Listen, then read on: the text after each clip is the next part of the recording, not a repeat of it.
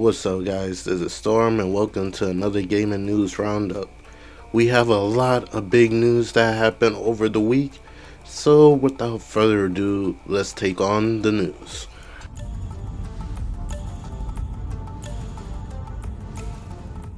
Our first news we're going to cover is the concern for Mass Effect 5.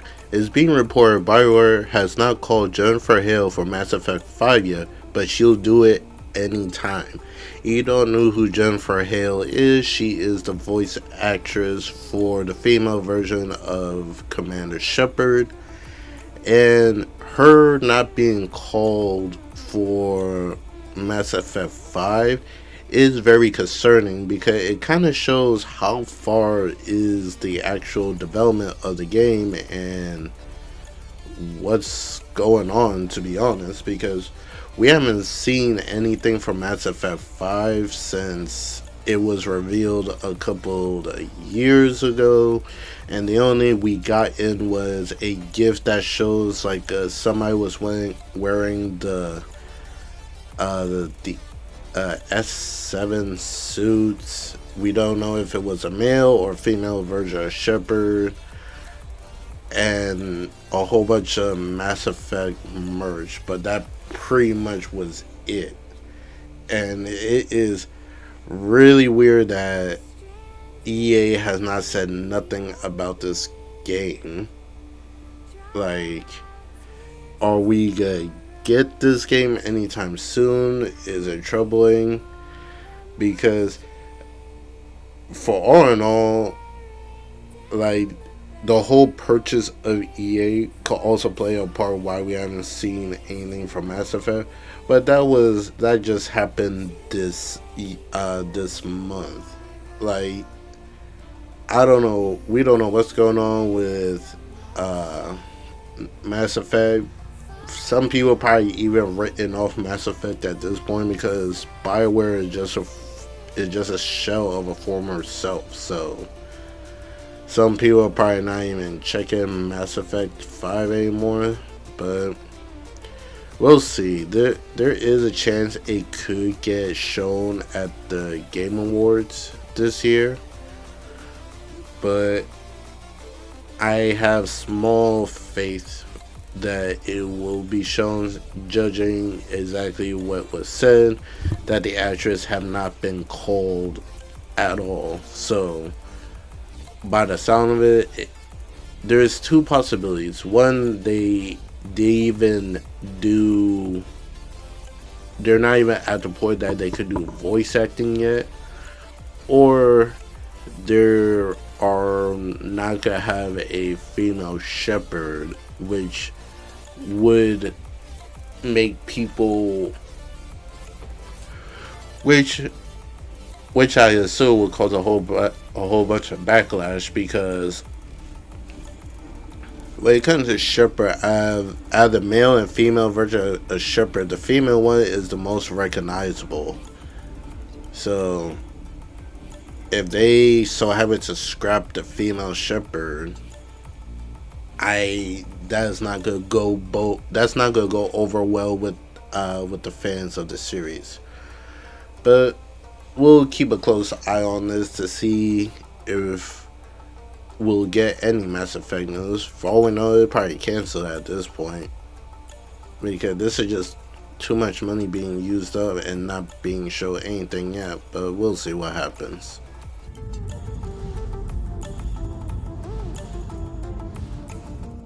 This has the gaming community very concerned for the future. It's reported that Krafton, the owner of PUBG, Subnautica, Tango Gameworks, says it is now an AI-first company with automated work, AI-centric HR, management systems, and workflows, in-game AI, and full company-wide AI infrastructure. Okay, this has a lot of people not liking the future of AI, where it's going. They believe AI is going to take away basically the beauty of developers of making games, and thus could result in a lot of layoffs and a lot of people losing their jobs, because AI people would just use AI to do the work for them. Not all AI is bad, depending how you use it. Like any form of AI, what I seen, people don't like it when it comes to art, videos, and stuff like that.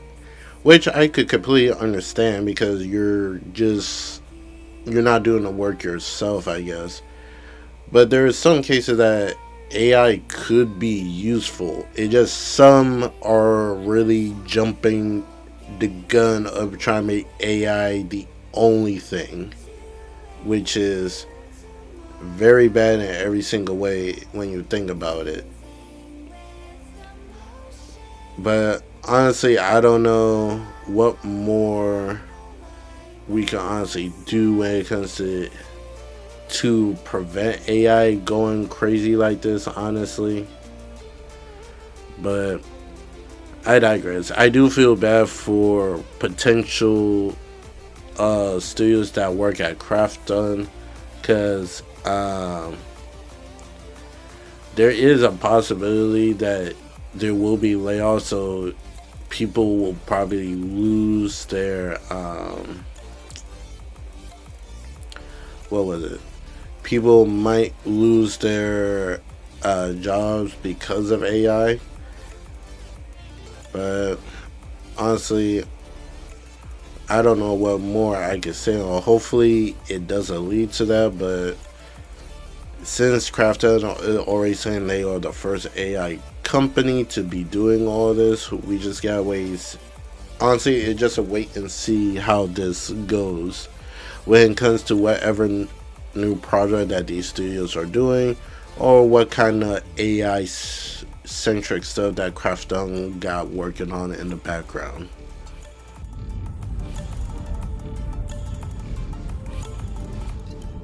We got a brand new trailer of a up and coming new Korean style game called Project Tail that is being made by dev team goes by Mad and Engine. And we're just gonna take a look at that trailer real quick.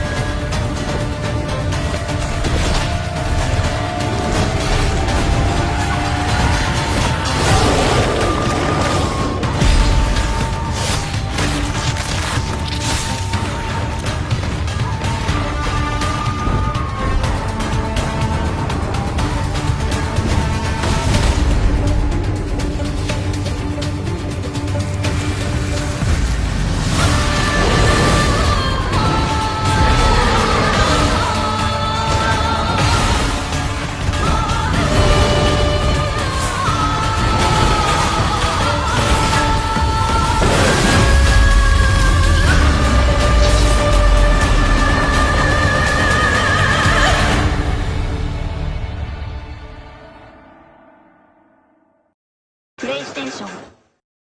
The trailer does look pretty cool. We got a little bit of gameplay in it. But here are some of the information about it. It says it is a Korean mythology inspired game, a AAA open world action RPG built to compete on a global stage, auxiliary combat classic RPG, companions dynamic response to player, where we saw like the player climb on the back of the monster and the monster threw the player off and I guess an NPC ran and caught them. That was that was kind of pretty cool.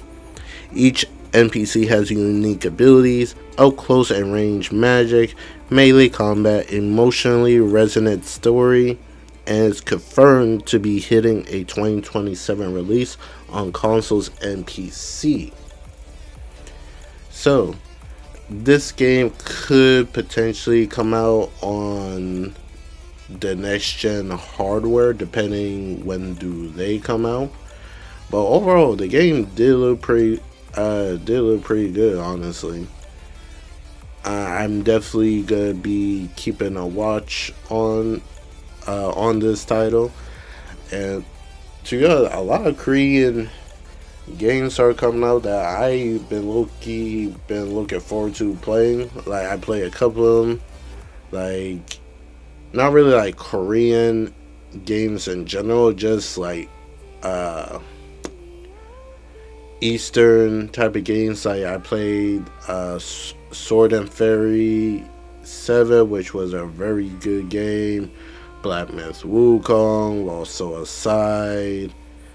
Like we getting a lot of good games from Eastern developers, and I'm hoping it keeps going forward. There's one game I am definitely looking forward for. One, it is called Godslayer. That is, I believe that was set to release in 2027 also. It's part of the China Hero project, so hopefully at some point we'll get more information on that game soon, because for what I saw from the concept art pictures, it looks amazing.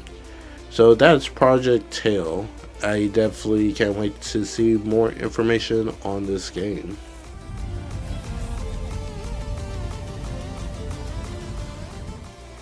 Bethesda has celebrated the anniversary for Fallout 4 by announcing the Anniversary Edition, which is a basically the next gen upgrade version for Fallout 4. So people who has a PS5 and the Xbox Series X and S consoles will be able to play Fallout 4 natively on their console. And with the Anniversary Edition, you also get a couple of add-ons and DLCs, which gives you the 6 official expansions from Fallout 4 plus over 150 Creation Club items, which is a pretty cool deal if you've never played Fallout 4 before. So if you've been looking forward to play Fallout 4 and you're excited to give it a try, I suggest go with the Anniversary Edition, since it basically gives you everything, hopefully for a decent price. But overall, that was mostly what they shown from the Fallout 4 Anniversary. But I believe it's Todd Howard, who is the head of Bethesda, also gave an announcement that he know a lot of people have been waiting to hear some type of announcement of what's going on with the next Fallout game, or if there ever going to be one. He actually gave an interview response to it. More Fallout games are coming. Todd Howard reassured fans as Fallout Day ends with no new game reveals. Hey, we read it all. We just know we are working on even more. We are looking forward to the day when we can share that with everybody. So he basically reassured fans that there is a Fallout game in the works. It just he cannot reveal more about it yet. So if I will have to guess when will they eventually reveal this one, I strongly say most likely at the Game Awards, because it seems like something Microsoft would definitely do. Or they'll save it for next year for Xbox version of their E3 event. So one of those two. So it's either gonna be at the Game Awards or next year, when Microsoft usually does their E3 style event. We just gotta wait and see.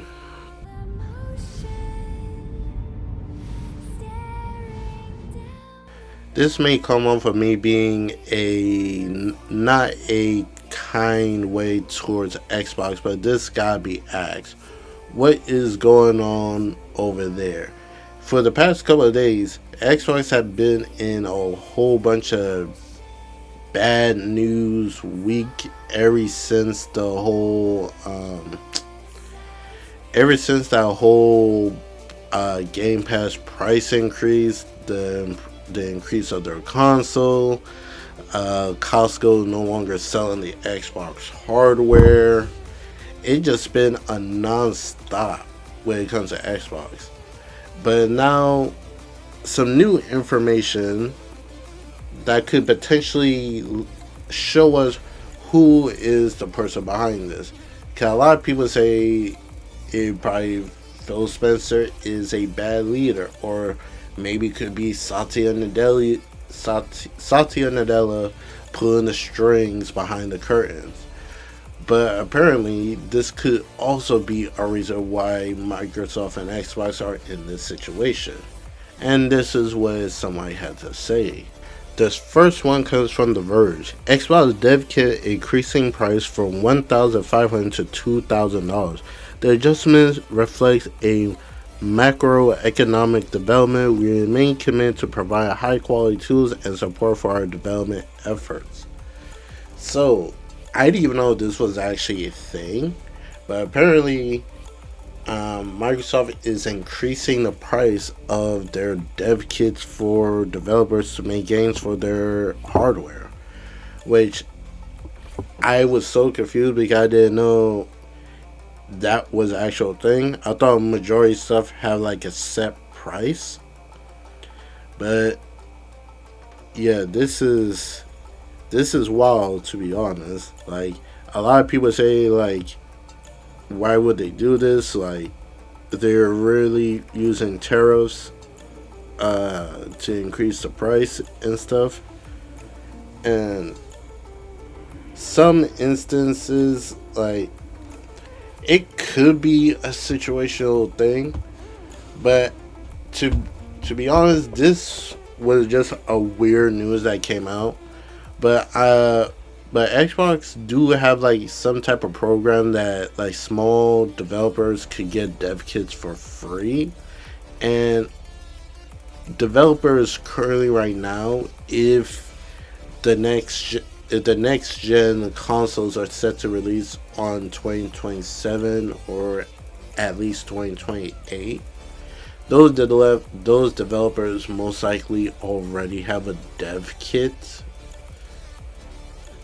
So this wouldn't be an issue for them. Maybe future down the line it could be an issue, but as of right now, I don't believe this is one, especially how late in the generation we are. Maybe if it was like earlier in the gen, this could be a bigger issue, like when the PS5 and the Xbox Series consoles first dropped, and Microsoft announced the increase in the price of the dev kits. That probably could have been an issue, but as right now, I don't really see it as it is. We, of course, will probably have to um, see if any developer will come out and say they don't like this, but we just gotta wait and see. Next, we have Sarah Bond, who gave a couple of interviews, and one in which she talked about the next gen Xbox console. She said the next Xbox will be high end and curated. Teased Xbox president Sarah Bond. The next gen console would be a very premium and high end curated experience. You're starting to see some of the thinking we have in this handheld, but I don't want to give it all away. So, she basically saying, look how we did the Xbox ROG Ally X, and basically think of that, but with more power for a next gen console. And the fact she said premium, you best believe this thing is going to be expensive, because the Xbox ROG Ally, that thing is over That thing is over $1,000. So take that as you will on how you feel about what you think this price for this next gen Xbox is going to be. If you're planning on getting it, uh, hopefully you can. Hopefully you can afford it in the end. Next, in another separate interview, Sarah Bond gave her take on how she feels about exclusive. She said exclusive games are antiquated, says Xbox President Sarah Bond. Seeing people evolve way past locking down to one device or one store, biggest games in the world are available everywhere: Fortnite, COD, Roblox, etc. And I go against what she says right here. The fact she used Fortnite, COD, Roblox, etc. as examples is basically those games. When it comes to Fortnite, that's a free to play game. That's going everywhere regardless. And the whole antiquated thing, exclusive, people pick and choose how they feel about exclusives. They'll One day they'll like exclusives and the next day they don't. But when it comes to exclusive, it gives that console identity. It gives it a purpose of, hey, what can this device give me what this one can't? And that's where the exclusive come in. Yeah, of course you could say like, oh, this one's more powerful, or this have this feature and that doesn't and stuff. That's all good when it comes to other electronic devices, like when it comes to phones.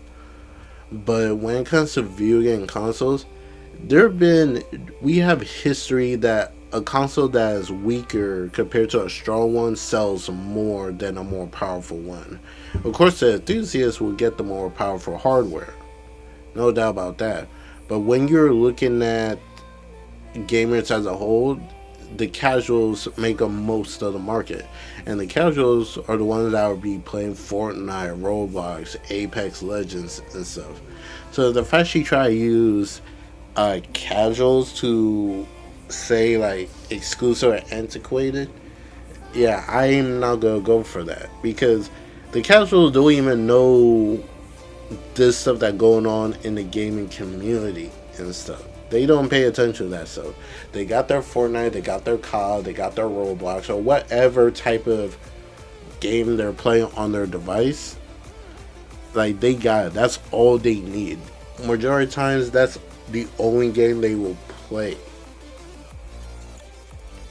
So, it's weird that she's saying this now, when originally when they did the whole acquisitions, buying up Bethesda, Blizzard, Activision, a large majority believed those were going to be exclusive to their device to help boost their Game Pass.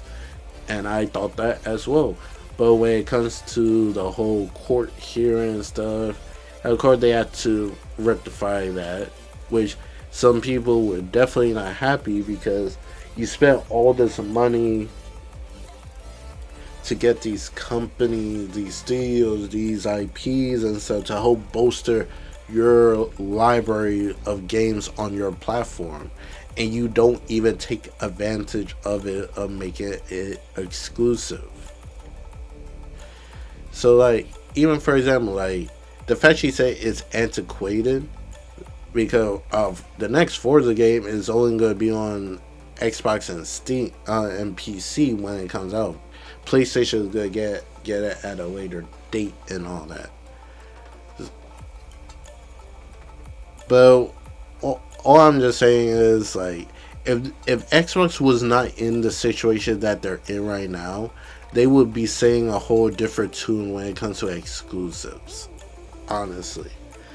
And I don't know why this negative push on exclusives when everybody been having exclusive for years. Like, even look at Nintendo, their exclusive are doing extremely well and stuff. So But whenever you try to use Nintendo in the argument, they just write it all like, oh, they're in their own lane.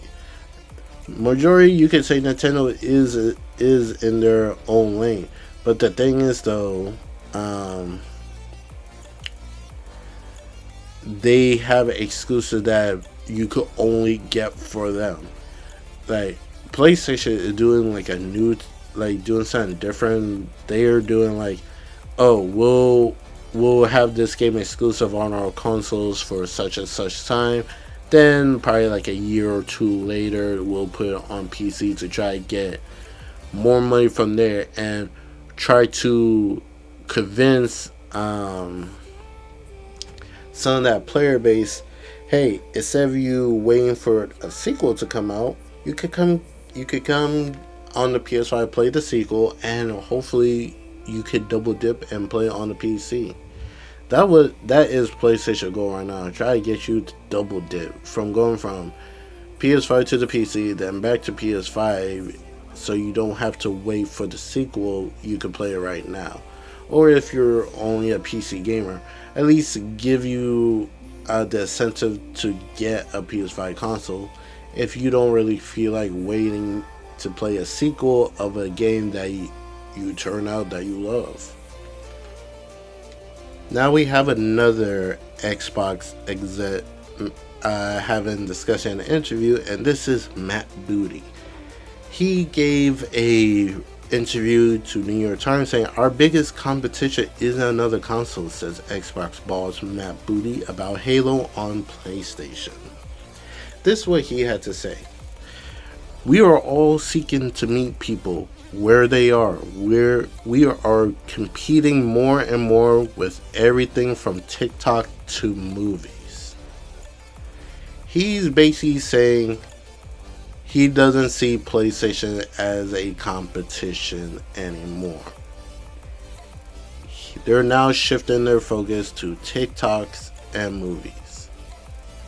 This is no different when they said Google and Apple was going to be the future competition when it comes to streaming. And look how Google turned out. And now you're saying you don't see competition when it comes to selling your console. I swear, every single time I hear Xbox execs say something about their console, they're really trying to push like you not want to get it. And this is what I have to say to his statement about he see competition with TikTok and movies. Oh, brother, this guy stinks! I swear, the jokes write themselves. The Xbox execs are their own worst enemy. And to be honest, for all we know, they're probably not even wanting to say this kind of stuff. They're just probably like pushing the corner to say crap like this. But it is wild to even think about. Like, honestly, it's a wild take. Like, why would you say this? Like, why would you say comment to TikTok and movie? What if there is Xbox putting using movies for one of their IPs? Is that what we're doing? And freaking TikTok, really? I swear, I don't know who this. I don't even know what to say. Like, why? Like, I'm surprised he even has a job at this point with the stuff that he be saying. But that's just me. But now we're gonna get into why we believe. Well, what is being said? Why Microsoft is being the way that they are. And it actually comes from the higher up. But the question is, which in a higher position is pulling all these strings? And the person could be this reason right here. Bloomberg had put out an article saying Microsoft Corp is asking the Xbox gaming division to produce profit margins, 30%, which are well above the industry average, which is the reason for canceling products, raising prices, and slashing thousands of jobs. So, Bloomberg, I believe it's the head person, Amy Henning, is basically telling the Xbox division, hey, We give you all these billions of dollars to get these studios and companies like Blizzard, Activision, and Bethesda and ZeniMax. We need to make our money back from those purchases that you asked us to get for you. So we need that money back. So now that there's some cases that the money is they're not doing really well when it comes to these studios. Now they're basically telling them, give us a 30% profit margin, which I don't even think Sony could even do. I don't even think even Nintendo could do that.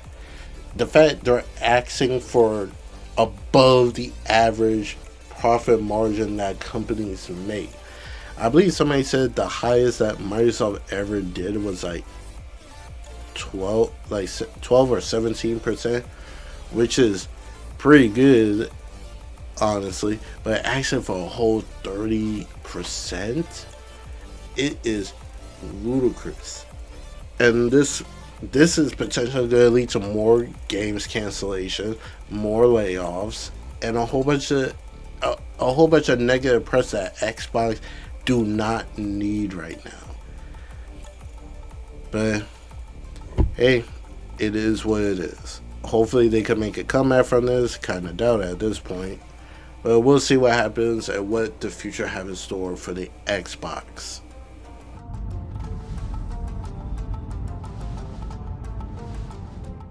To end off this video, we're going to be talking about the biggest news that happened. Yes, you're looking at it right now.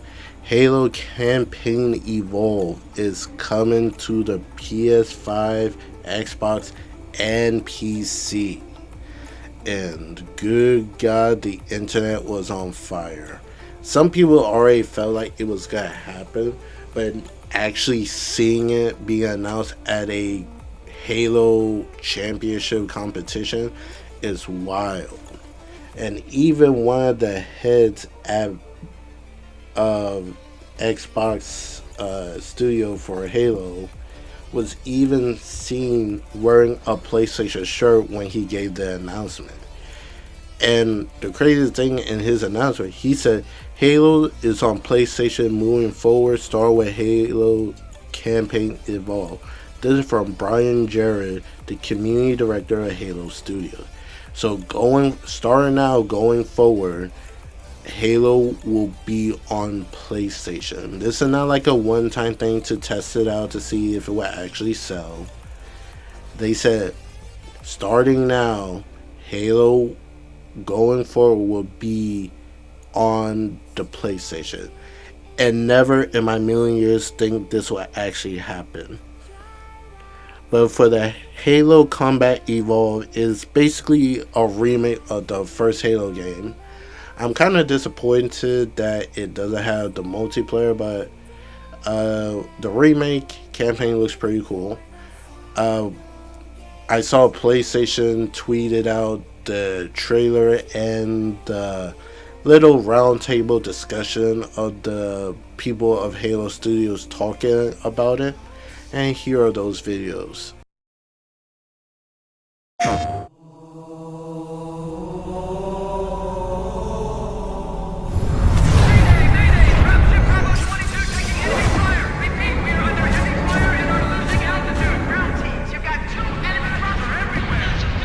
According to the data in their networks, the ring has some kind of deep religious significance. They call it Halo. They believe that Halo is some kind of weapon. What sort of weapon is it? One with unimaginable power.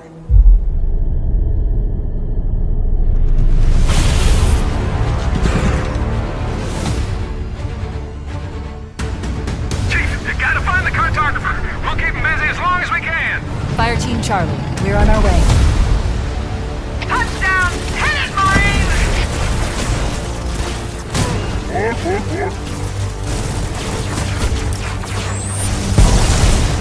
Somebody go to a warthog!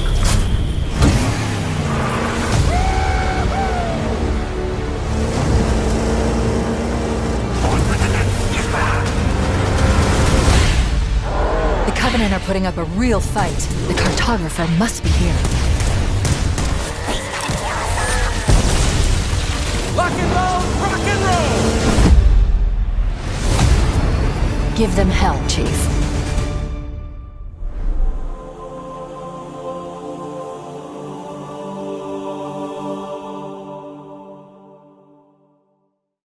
PlayStation.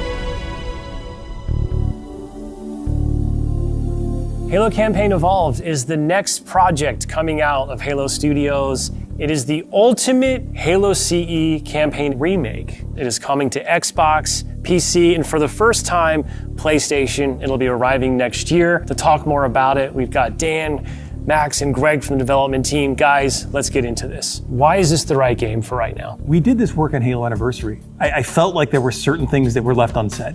There were certain things that we weren't able to achieve at that time. There were certain things we weren't able to do. It's a great time to revisit Combat Evolved for new players, for established Halo players, and maybe even for old friends playing on different hardware today, to allow them to play together and enjoy the franchise together again. Going back to the Halo ring again for the first time. For the first time is really important, and for them to be surprised by new content and feel like excited again about exploring the ring world. For new players, this is the right time for you to jump in. Think of this as your introduction into this huge franchise we've been building for the past 25 years. I'm curious how you're going to focus on capturing the essence of the original, knowing that you need to evolve to kind of move the experience forward. Yeah, from design, we don't take that lightly at all. Whenever we make a change, the number one thing was to be true to the original game. For every one of those topics that comes up, there's someone who is incredibly passionate on the other side saying we can, like, that is sacred. We do not move that crate. It's really about looking across, what we've learned over the years, what technology we've built, and how we can tie that back into this experience. So in this game, up to 4 people can play the campaign together, regardless of which platform they're on. And then we're kicking it old school. We can play 2-player co-op on consoles, on the couch together, just like we did back in the original.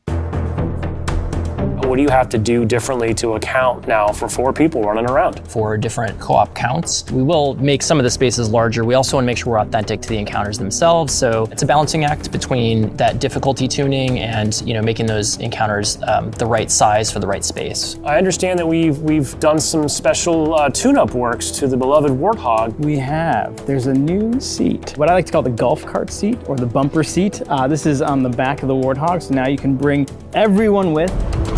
Mind if I join you? Let's talk a little bit about one of my favorite aspects of the Halo franchise. What is a skull? What's cool about it? What does it do? A skull is a gameplay modifier, generally mean-spirited. It makes the game more challenging for the player.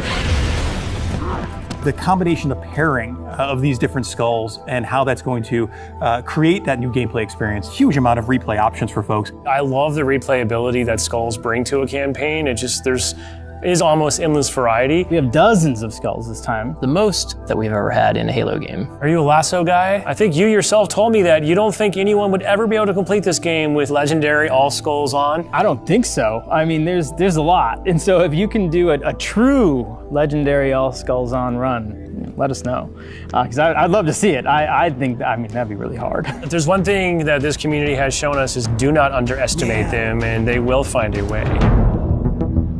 So Halo's always been known for its sandbox. How has this evolved? We made sure that anything we included isn't going to drastically change the way the game plays, to change the sandbox in a drastic way, but there's some really fun kind of additions, and that's across enemies, weapons, vehicles, things that in the original CE you weren't able to do before that you now can. You finally killed the elite with the sword. That weapon hits the floor and you can pick that up and just, kind of really take it to the enemy. It's great. The sound design. All these weapons, by the way, have been painstakingly remodeled, rebuilt, higher fidelity. How do all these things kind of come to life? That comes across through the way they look, the way they sound. the effects, the actual panels on the weapons themselves, the ammo counters. With Unreal, the fully dynamic lighting within Lumen allows us to get those effects, right? That rich plasma lighting up and brightening the environments. Of course, one of the hallmark elements of Halo CE is what becomes kind of a three-way battle with the introduction of the Flood. There was quite a bit of development between Halo CE and 3 to kind of how the Flood behaved and just how they interacted with the player. So we've pulled a lot of those Flood behaviors into this game. And I would say this is a learning specifically from CE to Anniversary, which is just kind of that mood, the atmosphere, the tension, the horror, and really delivering on that from the way that we stage the encounters and the setup and how we reveal the Flood. In Halo Legacy, there were some pure form units. We have pulled in a familiar friend, familiar fiend, if you will, to challenge the player. Talk to me just a little bit about how we're approaching the narrative aspects to bring it up to the same level as the rest of this game. We want to tell an authentic story and we want to level up the cinematics from the source. As we were building this out, we didn't just kind of put a new coat of paint over the original cinematics, right? We ended up revisiting exactly how they were blocked out, how they were sequenced, how they were put together, and we've done that across the board. We have access to original source assets, original source code, and access to the original storyboards. We are remastering, remixing the music to go along with these cinematics. We also had the core principal cast come in and re-record all the lines. How much firepower would you need to crack one of the engine shields? This really provides a degree of fidelity that we weren't able to do for Halo Anniversary. Now would be a very good time to leave. I'm super excited that this game will include 3 brand new bonus missions. Tell me a little bit about that. It was really important that we preserve the original story as it is. So these missions specifically are meant to be a prequel, a setup for, the main course. These new missions are going to offer some new opportunities for character interactions, maybe between, Chief and Johnson. We've got some new mechanics, maybe some new AI behaviors, things that haven't been done before in Halo CE. I think we're just getting started. So where are we right now at this stage in development? What can you share with us? In the past few weeks, we've been able to start engaging and sending builds out to some of our community members. We can now see so many of the elements of the level really coming together. There's a point in every game's life cycle where it kind of just comes online. Seeing really high fidelity versions of cinematics, elements of the sandbox and encounter tweaks and the lighting. You go to someone's desk and give feedback live on an experience, and to me that's like a really exciting time in game development. The ultimate love letter to the game that started it all. I would call upon our entire Halo community to welcome with open arms this next generation of players. I'm excited to just relive these experiences again for the first time.